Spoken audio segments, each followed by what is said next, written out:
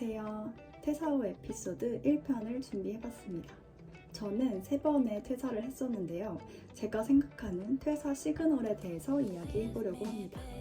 제가 생각하는 퇴사 시그널 첫 번째는 그곳에서 더는 배울 것이 없을 때입니다.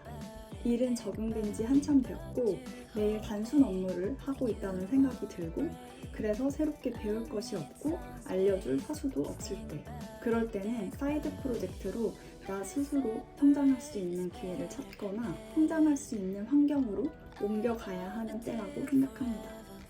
만약 안주하게 되면 무경력이 되기 쉽기 때문입니다. 두 번째, 되고 싶은 사람 또는 이루고 싶은 목표가 그곳에 없을 때입니다.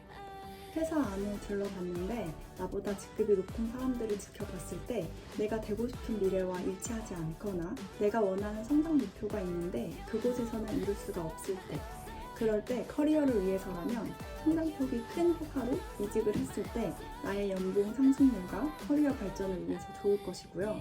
그 성장 목표가 집단과 기업이 아닌 개인의 성장이라고 한다면 회사를 선택하는 것이 좋겠죠. 물론 대책 없는 회사를 종용하는 것은 아닙니다. 내가 잘하는 일이나 좋아하는 일이 확실히 있고 내 능력치를 회사 안에서 발휘할 수 없는 환경이라면 회사라는 안전지대를 나와야 성공 목표를 이루게 될 가능성이 열린다는 이야기입니다. 세 번째, 내 목표와 방향성이 확실할 때입니다. 예를 들면 내 목표는 회사 밖에서만 이룰 수 있는 것이라면 회사 안에 있을 필요가 없겠죠. 명백한 예를 들면 나는 노트북 한 대만 있으면 어디서든 일할 수 있는 디지털 노마드가 꿈이라고 한다면 회사 안에 있어서는 안 되겠죠. 그럴 때는 과감하게 안전지대로부터 나와서 당장은 회사 없이 맨 땅에 헤딩하는 형태가 되더라도 실현 가능한 인생 목표인지 한 번쯤 테스트를 해보는 것이 좋을 수 있습니다. 10년 회사에 몸담았다고 가정했을 때 지금 30대라면 40대, 40대라면 50대, 50대라면 60이 될 텐데 그때는 가정이 있을 수도 있고 더 퇴사를 선택하기 조심스러워질 거란 말이죠. 나중에 후회하지 않기 위해서 제대로 테스트해볼 수 있는 기회를 나에게 줘보는 것입니다. 저의 일화를 소개해보려고 하는데요. 저는 회사의 대표가 강성인 회사, 사수급의 직원이 강성인 회사, 후임자가 저와 핏이 맞지 않았던 회사, 3가지 경우를 모두 경험했습니다. 첫 번째, 회사의 대표가 강성인 회사에서는 코로나 시기에 성장할 수 있는 카테고리여서 회사 매출은 굉장히 많이 성장을 했지만 대표가 직원들을 개인적인 감정을 담아 화를 다스리지 못하고 운영하게 되면 회사가 망할 수도 있겠다는 생각을 했어요.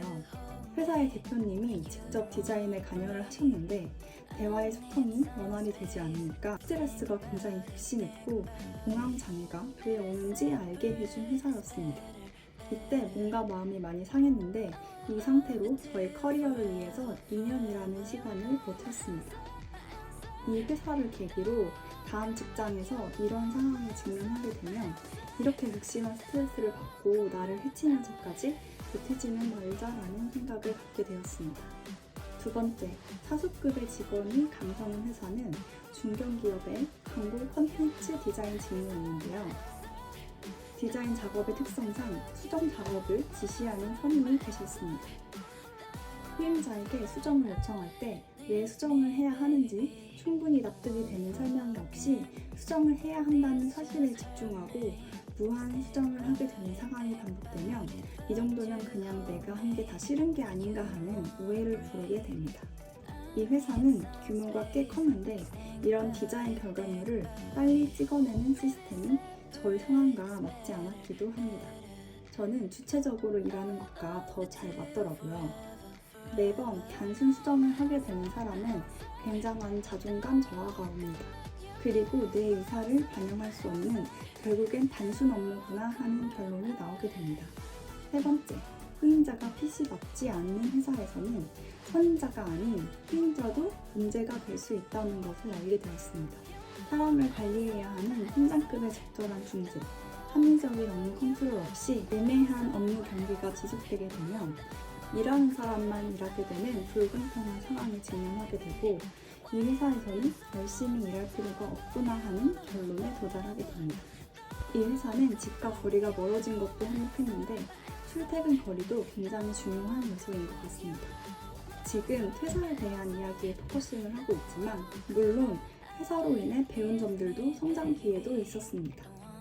업무적으로, 사회생활 측면으로도 성장할 수 있었어요. 저는 다 다른 회사인데 퇴사하고 싶다고 생각하게 된 이유가 다 다른 점이 흥미로웠어요.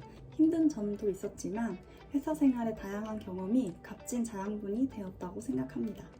그 경험들로 인해 프리랜서에 도전할 수 있었어요. 이 자양분들을 발판 삼아 주체적인 인생을 꾸리는데 더욱 힘내보려고 합니다. 이 영상이 저와 같은 고민을 하고 계신 분들께 도움이 되었으면 좋겠고요. 직장인분들, 퇴사 준비생분들, 그리고 이미 퇴사하신 분들 모두 파이팅입니다.